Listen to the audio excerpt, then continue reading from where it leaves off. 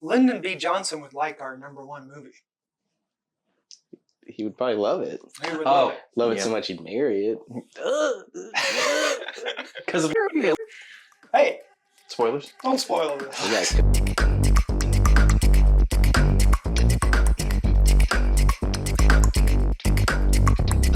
Top 10 movies of 2017. What a year for movies. Yeah. A lot of great movies. Yeah, a lot of bad movies. A lot of bad movies. I would say more bad movies than good ones. Can we... This side tangent. We're getting a little close to the end for us. 2 more years. 2 more years. Could we then go back and do the worst movies from every... No. No? That'd be a big list. It's too hard. Yeah, we could do the worst movies of the 2010s. Okay, let's do that. Cause I don't like the trash movies too much. No, but there's some things that are so bad that you're like, how dare you? 2016, we had like 4 ties or something like that. This one, we only got 1 tie. I, Tonya, and Last Jedi. A lot in common with these movies, you know? Yeah, very similar themes and stuff. Yeah. Let's talk I, Tonya first. I, Tonya. This was very high on my list. I think this is a shockingly great movie. Craig Gillespie is... he kind of started his style with this movie, and then he never deviates from it. Yeah. It's like... kind of the problem. Every shot is almost like a dolly push in. Like, very energetic, but I, Tonya is incredible. It's funny. It's... I learned a lot, and you didn't grow up. Yeah, with this. I was like 2, so I don't remember it at all. But also, I don't. This is just he does the same thing now. Where he's just like, now he took a crazy story and we're like, Now he does this, but this was like his first one where it was like, let's take a crazy story and like true to life and make it ridiculously entertaining and energetic. But I think this is one of the first movies that Margot Robbie produced. And killed it. This is a really good movie. I thought it should have been nominated for a lot more stuff. Speaking of AIDS, Last Jedi. We've been teasing it for several videos, and listen, we know it has its haters. This is the thing. This is what I want to get Star Wars. I want to get it on the plate. People are arguing about a mediocre movie. End of the day, that's crazy. This is not the best Star Wars movie. Yeah, you're right. It's the second best Star Wars movie. But even the best Star Wars movie is just whatever. Are you saying this is like in all the Star Wars movies, all 9? It goes Empire. I disagree with that. Last Jedi. No, this movie. Listen, here's the thing with this movie. They're for children. Yes. They're for kids. Totally, 100%. They're fantasy movies. If you want to make an adult Star Wars movie, that's fine. But you cannot like shove an adult view into the Skywalker saga. That's unfair. But this movie looks incredible. Shout out Rian Johnson. Ryan he is one of the few writer-directors of a Star Wars movie. Also true. Yeah. And it's great. And he does something different. He always does that. He always kind of flips something on its head. So, of course, like people are upset that you get a guy who is known for flipping a genre, flipping a story, and then when he does that and he challenges like views and beliefs of Star Wars and forces it to grow, and people are like, I don't like that. I think that this Luke cooler than Luke is awesome in this movie. Ryan takes what he thought JJ was doing and went in a direction that Disney didn't like. That hardcore fans that thought Star Wars was something else. Which it wasn't. Hated it. And then Disney was like, well, we got to course correct. So it makes the movie, the follow-up to it, makes the movie a little bit worse because you're like, all these through lines are just empty. They just don't matter anymore. And guess what, guys? Rian Johnson's laughing his way to the bank. That's right, Knives Out. Three Knives Out movies. And no, not to throw shade at JJ, but where's JJ been since, Struggling. He's swimming in money. Actually, we don't know. He's probably doing okay. Blade Runner 2049. Talk about taking a legacy and doing it justice. Now, Blade Runner 2049, blockbuster bomb. Unfortunately. We just talked about it, but this wasn't the summer. So, But it gave Denis the ability to go on and make Dune. So, and gave Deakins his Oscar finally. God, Deakins was wilding out in this movie. He's like, look, if I can't get it for Skyfall, I'm going to get it for this one. And I respect it for being a legacy sequel that continues the legacy of the source material and the story. That it's not it would have been so easy to bring back Decker and be like, he's cool and he's still Blade running, you know? Like, instead he's a sad old man. He's a sad old man. It's about like being a dad. It's about being like continues the whole trend of like what's it to be human versus what's it not to be. Number 8, Dunkirk. Christopher Nolan's get every celebrity possible into a movie before Oppenheimer. Mm-hmm. While also introducing the world to several young stars. Exactly. Yeah. And Harry Styles, who's bad at acting. Yes. But luckily he says like one line in this movie. It was my favorite Nolan until Oppenheimer came out. Now it's like right behind it. Till Tenet. Yeah. I think this is just the most intense, and it's only like 100 minutes long. Like that's another thing is it's nonstop like tension, and the shots in this are among the best like war scenes ever. We have the Big Sick, which everyone thought, oh, Kumail, he's gonna blow up. Yeah. Unfortunately, it didn't happen. Lovesick's pretty good. And then Eternals was Eternals, but Big Sick, it's based on him and his wife's story of falling in love while she's going through a huge medical battle.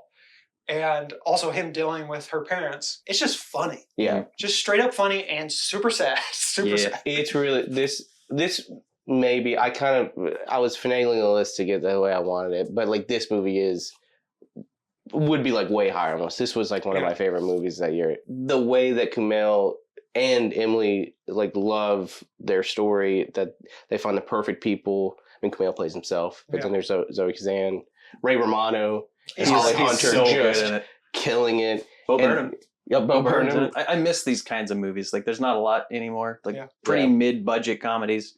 And it's true to life. It has every emotion. Yeah. It does. You want mid-budget comedies with every emotion. Yeah. We don't have those. The burger scene is just both funny and sad. You just,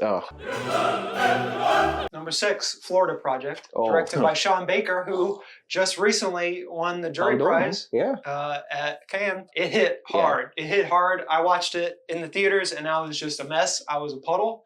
But Willem Dafoe as just the super of like a motel/apartment place. And it's just so breezy. Like nothing happens in this movie. No. It's just vibes. And it's so great. The kid in it that's cast in it, so amazing. So good. I'm not like give kids more roles because they should grow up and be a person first. That kid can act. Yeah. So hopefully when they get like 14, 15, they get some more roles. But Willem Dafoe, I mean, he's just... I watched this movie on a plane. Not a great place to just break down and cry either. You're just like... and I think, I watched this as I'm leaving Disney World too. And just the vibes of like, that this is this place, like this incredible place. And then like, just not even a couple miles away, you've got, people who live like this. And it's just, you're like, oh, the disparity of just the economic wealth of Disney. Yeah. And then these people, it's just, man. Yeah. I just respect the heck out of Sean Baker because he's this big idea man, but he's indie filmmaker. Number 5, we have Paul Thomas Anderson's Phantom Thread. Look, this movie's hilarious. I know a lot of people probably don't think it's hilarious, but this is just... Twitter thinks it's funny, yeah. It is hilarious. It is two people that hate each other, but don't want to leave each other. Daniel Day-Lewis is playing like a designer of clothes, like dresses, and then his soon-to-be wife, I can't remember her name, but she is just like so like in his face that he's annoyed by it constantly. Also, ASMR heaven. That's what bugged the crap out of this. So much eating and like the sound in this is just wonderful because it ticks Daniel Day-Lewis's character off so much that you have to play it such a certain way. And they filmed in the house. The house that it's in, it's this tiny little house. It just claustrophobic. Yeah. I mainly remember the New Year's Eve party scene. That was beautiful. In like one big long shot. With the ghosts, the phantoms. Phantom of the Thread, yeah. There's a theme here. A lot of these movies are very sad. Number 4, we have Logan, which is perhaps the best superhero movie. Mm-hmm. There's an argument for it. Definitely is. Spider-Man 2. Yes, Spider-Man 2 would like to have a word. I mean, Michael. those are probably top 2. But yes, it's probably. But this is like what a lot of superhero comic book fans want in their Marvel movies is like, just give us an emotion that isn't smarmy. Yeah. And this is like, okay, I'm going to give you every single emotion, including smarmy. There are some very smarmy moments from Boyd Holbrook in this. This is the role Hugh Jackman was born to play, this version of Wolverine. Yeah. And I'm glad that they're going that route for the Deadpool movie. A little skeptical, but it's okay. Everything about this movie is just like almost near perfect. Yeah. It's one of those lightning in a bottle films. And it's just one of the only superhero movies I can think of that was nominated for a screenplay Oscar. Like the script is so freaking good. And it just makes you feel sad. Well, too, I think it's also like, everyone was thinking they're going to do Old Man Logan, which they do. It's just not. It's done in a way that really also super hits home, like the death, the sadness, because you've got Professor X, and then you have this young girl who she's great. She is fantastic. I'm excited. She's in a new Star Wars project, so I'm excited to see that. But yeah, it's super sad, and it doesn't feel that big. It really doesn't. It like most of the set pieces are like in a house, in the woods. They kept the budget really tight. It just looks. It's James Mangold being like, I'm gonna make another Western, but I'm gonna put Wolverine in it. Yeah, and it's great. It's just the fights they're brutal. Yeah, almost uncomfortable. It's kind of like realistic. Good stuff. Speaking of good stuff, look, this movie. Preface before I even say the name. A lot of people are not going to like this movie. Yeah, we've talked about this movie. This is a very specific niche movie. Yeah. Number 3, Good Time. Good Time. If you did not like Uncut Gems, not going to like this one. It's the Safdie brothers with Robert Pattinson and Benny playing his brother. Yep. Just a guy on the run the whole movie. But it's the most uncomfortable, disgusting, stressful movie that I watched in recent time. I've watched plenty disgusting, stressful movies, but the way Robert Pattinson plays this character, the way Benny Safdie plays his character, I didn't even know that was Benny Safdie. Yeah, because I had never seen him before this movie. Yeah, Uncut Gems is fantastic. Yeah, but you're not really ever rooting for Sandler. No, because you from start to finish, dude is a bad guy. He's a gem. He's a gem. A gem. But that's what's nice about it. It's like a brother story. It's like he's trying to You're not rooting for him. You're rooting for the brother to get help. Yeah. And you're in that's how he has to do it. And so it's we've talked about it before. Yeah. There's a set piece in a shutdown fairgrounds that is just so good. Number 2, Get Out. Yep. Jordan Peele busting onto the scene. This movie just blows you away because it's so unexpected. Yeah. You think it's going to go one way, and he's like, because, the trailer sells it as this black man gets stuck in this family. Yeah. But you don't really know the reason why because the trailer never really gives it away. And then once you realize, they're just stealing their bodies. Yeah. And it's a commentary on culture vultures and other stuff. You're just like, oh my God, this movie is just crazy. And really it was so cool because everyone was a little bit like, the guy from Key and Peele is directing a movie. It's a horror movie. Is that going to be good? And it just lives up to it and exceeds the expectations. It's fantastic. And Daniel Kaluuya, who is he'd been in stuff, but I think this was kind of this was his moment to be like, hello, hi, I'm here to be awesome. Other than the Black Mirror episode that he was in. Sicario. And Sicario, He's like, here I am, and I will be taking all the Oscars. Jordan Peele worked his butt off just trying to get out of sketch comedy. He was like, I'm done. To get out. He got out. He's like, I want to move on to something else. And he worked on the script for I think 5 years or something. Mm-hmm. Yeah. And that's the dream. But also too, it's it's not scary, but he's always been upfront that he loves Twilight Zone and more sci-fi, and it falls more into that. He's not into jump scares. He's into let me put a mirror up to what are you really scared of? And number 1, we have Lady Bird, which is Greta Gerwig's first movie she directed by herself. Yeah. It's not co-directed. Also, probably gives us Timothée Chalamet. I mean, he does Call Me By Your Name as well this year. She graduated the same year I graduated, so got a lot of feelings on this one too. A lot of Dave Matthews Band. Like playing. not ready to live, but you have to live regardless. Yeah. So also another mom that is not exactly the greatest. So yeah, your parents that were like, yeah, because it's I rewatched this recently and it is still holds up, still great, and it just there's something I cannot remember the part now, but I remember just like breaking down. A perfect ending. It's one of my favorite endings of the movie ever. I think too that it's like. I mean, I didn't grow up in California. I mean, none of us grew up in California. But even there's something just so like about the middle class that you're like everyone is going through that. You know, it's like we've all like she has a joke where it's like, oh, I didn't know that you lived on the other side of the tracks, and it's just which is great.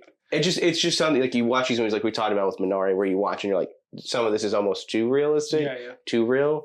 But that just makes it hit harder. And one of the perfect explanations of what teenage love is like. It's like you think you love this person, they 100% do not love you. Yeah, no one knows what's going on. Yeah. And it was also I think one of 824's best biggest that's not true. It did well. Yeah, it did. But Hereditary at this time was the best. It was okay. Yeah, so. But it introduced everyone the zeitgeist to Greta Gerwig. Yes. And she's just killing it. Do you think it's her best movie right now? I know it's hard to say because she's only got really 3. I would say yes. But I'm a big Little Women fan, but I like Little Women a lot. But I think she perfects her way to act, like direct actors. Yeah.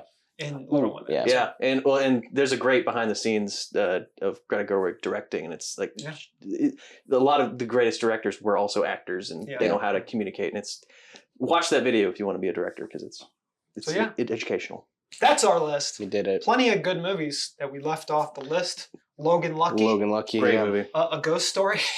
We left off a Ghost Story? Yeah, we left off a Ghost Story. I totally forgot when the Ghost Story came out this year. We should put that number 1. Rooney Mara eating a pie. Listen, let's just scrap the whole list. And at number 1 through 10, it's Rooney. It's Rooney eating the pie.